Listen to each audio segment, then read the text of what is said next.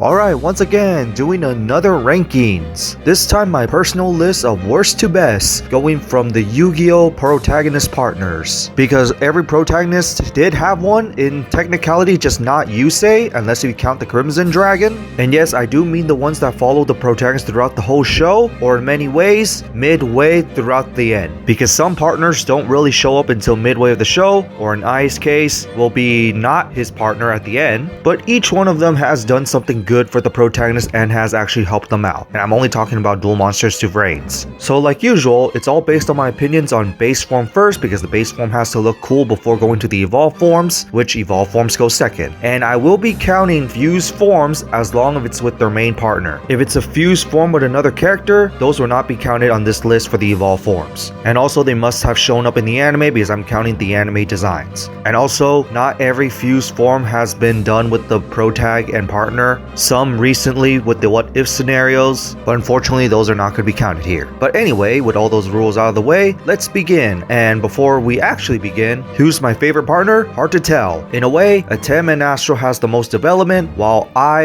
is actually very interesting. Yuto has at least something. Yubel did not really get a redemption arc, even though she should have. And if you want to count the Crimson Dragon, it's just Jesus. Alright, no more wasting time, let's begin. So on the bottom of my list, which is number 6, kinda hurts me to put this down here since it is one of my favorite ace, but it is the Dark Templar at Ignister. Mainly because it has a cool base form but no evolved forms at all. Although it does have a downgraded form as the form of Dark Right at Ignister, being basically a little version of it. Looks okay and all, but obviously since it's a downgraded form, it's obviously not as cool as the base form. Unless if you want to count the Arrival Cyberse, which is a fusion of all of Ai's aces all together as one, as a symbolization of all the other Ignises fusing with him as one. But it is unfortunate at the bottom, mainly just because it is the one with pretty much no evolve form, despite being one of the cooler ace monsters in the base form as well. And then to number 5, it's the Dark Magician, the main ace for both Yugi and Atem, but more so Atem than anything. If you want to count the downgraded form of skilled Dark Magician, sure, and I do like the counters glowing on that, I really loved that back in the day. Base form wise, pretty cool as a Dark Magician, and before he actually becomes a Dark Magician, we do got Mahad, in which Oracle Mahad actually looks pretty cool, especially it's very fitting. And then when we evolved the Dark Magician,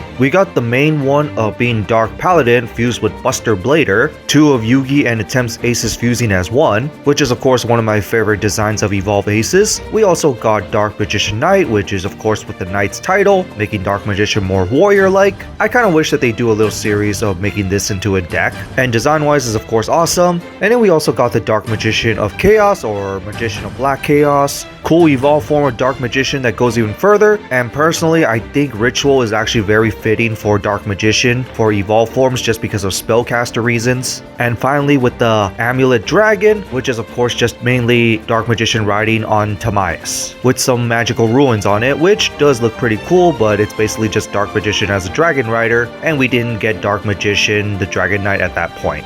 And also, let's not forget the movie, The Sorcerer of Dark Magic. Very awesome evolved form, and in fact it's probably my favorite Dark Magician design as an evolved form, and definitely looks like a powerful sorcerer. I hope they retrain this because the printed version actually lost one of its anime effects. So we do have a cool list of forms when it comes to Dark Magician, but in my opinion, not as cool as the next ones. And into number 4, it's Yubel. Design wise, it's already pretty awesome. I already like the base form, especially since it is technically a half male half female type character if you're talking about the OCG, but in the TCG it's more female than anything. But what I really like about Yubel is not only the fiendish like design, but every time she feels pain and nearly gets destroyed, she comes back stronger into more dragon like, in which her second form is a 2-headed dragon with a fiend like, and it's very awesome. But then she gets destroyed again, she's just gonna come back even stronger as 3-headed, 2 heads being dragons and the 3rd head being a face in the middle. In fact, Yubel was actually kind of one of those cards that kind of got me into the game as well, since I saw it in a magazine. And those designs itself is already pretty awesome. But then when she fuses with Neos, of course becoming Neos Wise Man, something of a weird combination, but I actually liked it. Something of 2 of Jaden's spirited ace of past and present fusing as one. Overall, one of the coolest monster designs I ever seen. Hence why this is on my number 4, but not as cool as the remaining ones on the list of course. And then number 3, number 39, Utopia, or Aspirin Emperor of Hope. Design-wise, very majestic light, and I have to say very hopeful, hence the name. And as for a base form, it is actually one of my most favorite designs of a base form I've seen. And then evolve him into more chaos-like as Utopia Ray or Hope Ray. I really like the reverse colors here, especially adding extra arms for Utopia, and I have to say it's a very awesome looking design, especially the chaos-like. The only thing I don't really like about the design is the face. Yeah, it basically kind of looks like he took off his helmet and revealed his face, and personally I don't really like the face of Hope Ray. But then we rank him up even further as Hope Ray V. This design as a chaos form looks very awesome, especially since this is supposed to be more chaos-like as a Barian, and it definitely looks very menacing. But then we purify him and go to Hope Ray Victory. This design is one of my favorite Utopia designs, especially the white armor. The ability to go to forearm mode with extra swords. Definitely looks like something that can make Victory. And then we downgrade it all the way to the Roots as a rank 1. And I have to say, as a downgraded form, of course, it's not going to look as strong as the base form, but still looks like a decent Squire-like, so I will take it.